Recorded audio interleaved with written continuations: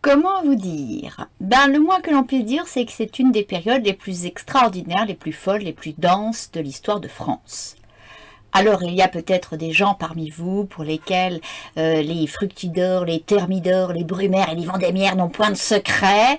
D'autres, et j'en fais partie, pour lesquels c'était un peu flou tout ça, surtout quand au sein de toute cette histoire trône un général qui ne trône pas encore tout à fait d'ailleurs, parce que ce qui va nous intéresser, c'est comment les choses se sont mises en place. Et donc, nous ne parlerons pas de l'empereur, nous resterons au niveau du général.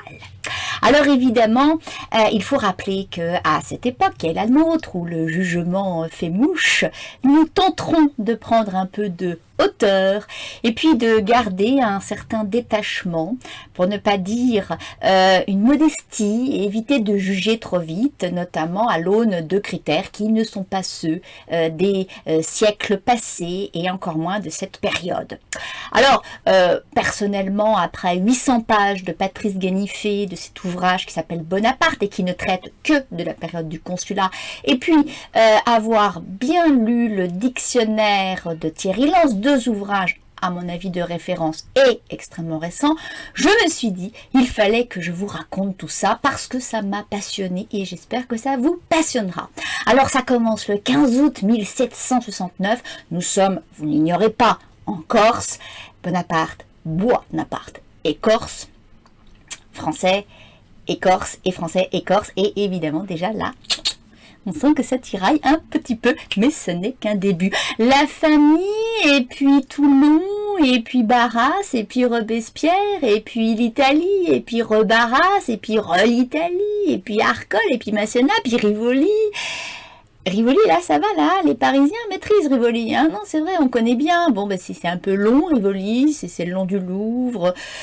Aujourd'hui, il faut quand même plutôt être à vélo, hein, parce que bon... Bonaparte est partout, que vous dire d'autre? Quant aux lois du consulat, après le 18 Brumaire, évidemment, leur nombre donne le tournis, on se contentera donc de les effleurer, mais on va surtout remettre bien carré cette chronologie pour que l'on puisse ensuite, peut-être bâtir d'autres expériences.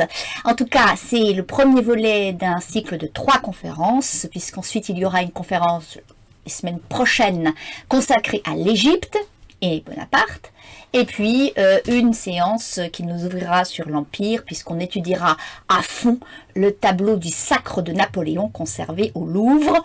3 conférences, la première 1769-1802 vous attend vendredi, c'est-à-dire après-demain à 18h pour le direct, et pour le replay comme d'hab, c'est pour tout le monde, en tout cas pour ceux qui s'inscrivent.